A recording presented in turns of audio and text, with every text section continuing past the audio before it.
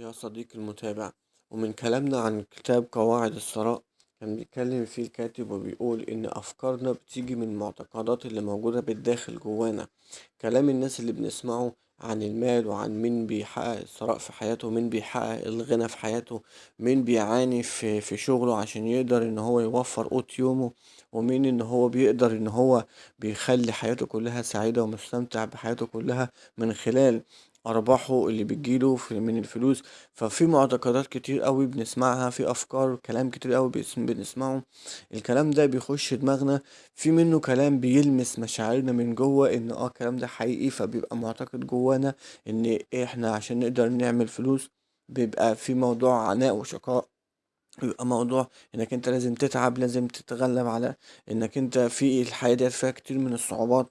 فالفلوس ما بتجيش بسهولة، فالفلوس لما بتيجي بتاخد معاها حاجة، فالفلوس لما بتيجي بيبقى في مشاكل قصادها. ففي معتقدات كتير بنسمعها من اللي حوالينا من المحيطين، حاجات بنسمعها بتخلينا نخاف من ان احنا نبقى عايزين نبقى اغنياء، نخاف من ان احنا يبقى في مسؤولية كبيرة من حتة انك يبقى غني او يبقى معاك فلوس. ولكن الكاتب هنا عايز يقول انك انت زي ما في افكار زي كده موجودة في دماغنا، بتقدر انت تعمل تمرين صغير، وهو انك تجيب ورقة وقلم وتكتب افكار وكلام ايجابي عن المال وعن ازاي مساعدته في حياتنا.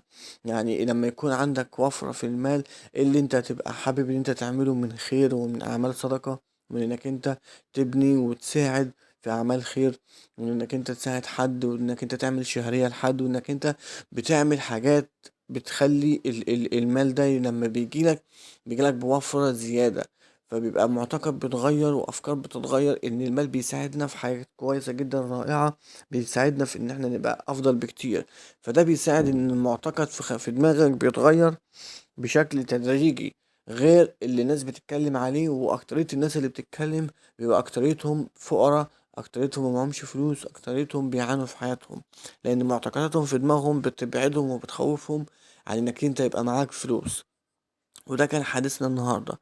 فلو انت شايف انك انت معتقداتك وافكارك بتبعدك فعلا عن المال، او شايف ان هي بتساعدك انك انت تبقى بتربح كويس، كلمنا في التعليقات وقول لنا ونشارك مع بعض الآراء.